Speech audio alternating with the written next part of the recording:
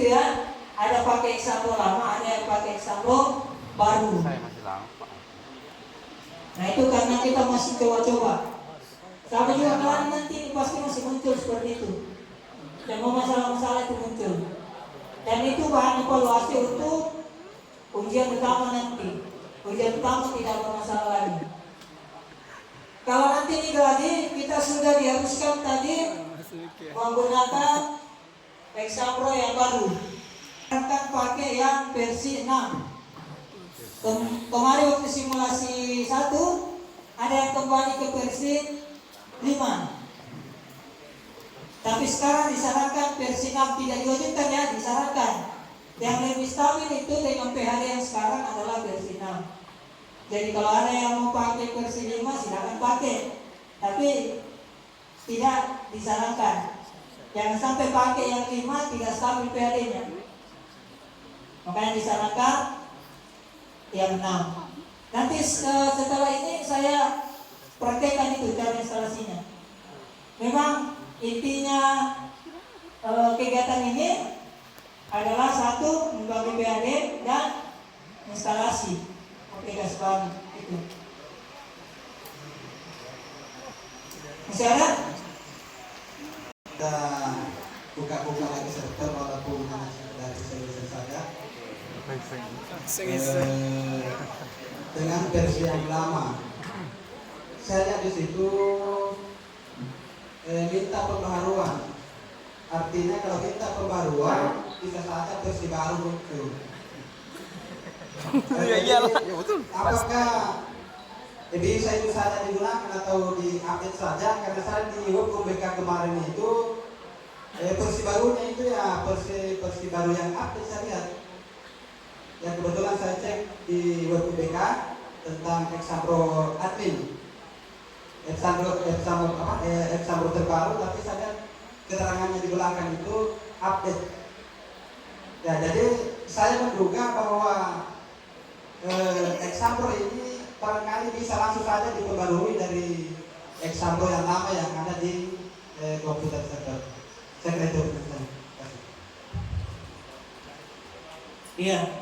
Terkait Exambro itu tidak bisa diperbarui. Yang bisa diperbarui itu adalah PHD. Ya. Kalau Exambro itu harus menggunakan yang ini tadi. Jadi pasti diganti Exambro adminnya versi 11.27. Kalau yang lama versi 50 kalau tidak salah. Yang tahun lalu. Dan itu tidak bisa diperbarui otomatis. Yang bisa diperbarui otomatis itu adalah PHD. Ya. Dulu kita masih pakai versi 12.62 kalau tidak salah. Diperbarui, akhirnya sekarang sudah versi 12.960. Itu yang bisa diperbarui. Kalau Exambro tidak bisa. Jadi harus ganti. Kalau Exambro client tetap sama yang dulu. Kalau mau diganti boleh, mau dipakai yang lama boleh. Yang penting dia versinya 18.12.23. Itu maksudnya ini 18.12.23 dibuat pada tahun 2018 bulan Desember tanggal 23. Sama itu yang di atas 19.12.11.27. Berarti ini diperbarui dibuat pada tahun 2019 bulan November tanggal 27. Itu. PHD itu yang di atas 12.960. Kalau muncul perbaruan di PHD jangan diperbarui. Nanti saatnya jadwal sinkron baru diperbarui. Begitu ya seperti tahun lalu. Kalau sudah diinstal, walaupun muncul perbaruan silakan di cancel saja. Nanti diperbarui setelah ada informasi di web. Kenapa kalau diperbarui duluan tidak bisa sinkronisasi? Ada istilah offside. Belum diinstruksikan sudah diperbarui. Makanya harus kembali ke awal. Pasang kembali PHD Press yang baru. Wah, itu membutuhkan waktu lama. Jadi kalau sudah dipasang PHD yang versi ini, Di cancel saja kalau muncul pembaruan. Seperti itu ya. Jadi example admin di server yang masih lama silakan dihapus. Ganti dengan yang baru nanti yang di copy.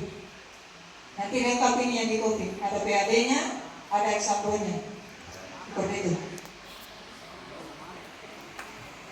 Misalnya yang Assalamualaikum warahmatullahi wabarakatuh. Waalaikumsalam warahmatullahi wabarakatuh. Saya wakil Pakar Manajemen Bidang Saya ingin menanyakan terkait dengan pelaksanaan sosialisasi nanti pada hari kedua. Ini kan jadwalnya ada 3, jadi mata pelajaran matematika 45 menit, kemudian yang kedua ada AKM 45 menit dan angket 30 menit. Saya berbeda dengan yang sekarang, itu 60 menit, sedangkan yang sebelumnya tadi yang sebelumnya 45 menit. Memang sebenarnya yang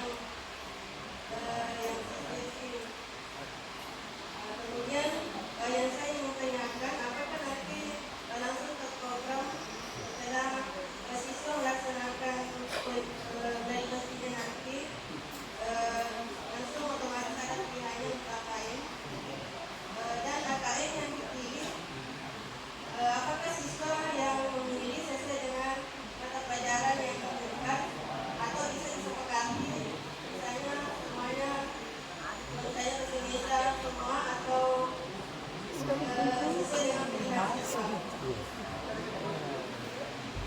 Nah, saya kira itu yang saya tanyakan. Terima kasih. Assalamualaikum. Waktunya itu saya tidak tahu memang perubahan, tapi itu tidak masalah karena itu hanya pembatasan. Kalau SMP itu hari kedua ada matematika 60 menit, dikasih kesempatan 60 menit untuk matematika, AKM-nya 30 dan angketnya 30. Berbeda dengan jadwal belajar yang sebelumnya ya. Kalau ini yang baru. Nah, terkait AKM ini nanti prosesnya begini ya. Di hari kedua itu pada saat siswologi klik mulai, dia langsung mulai mengerjakan soal matematika. Ya, setelah itu selesai, menunggu 1 menit untuk pindah ke soal AKM. Jadi ada jedanya 1 menit. Jangan langsung disuruh siswanya pulang ya, karena masih ada subtes 2 kali yang harus dikerjakan. Jadi jeda 1 menit, klik lagi mulai, masuk ke soal AKM. Soal AKM itu tidak memilih mata pelajaran. Semua yang sudah ada di dalam situ.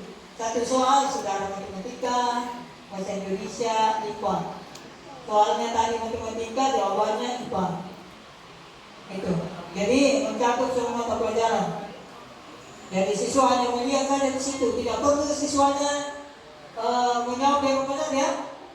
Soal-soal ini tidak perlu dijawab dengan benar. Yang penting tata caranya dia sudah tahu, itu saja intinya.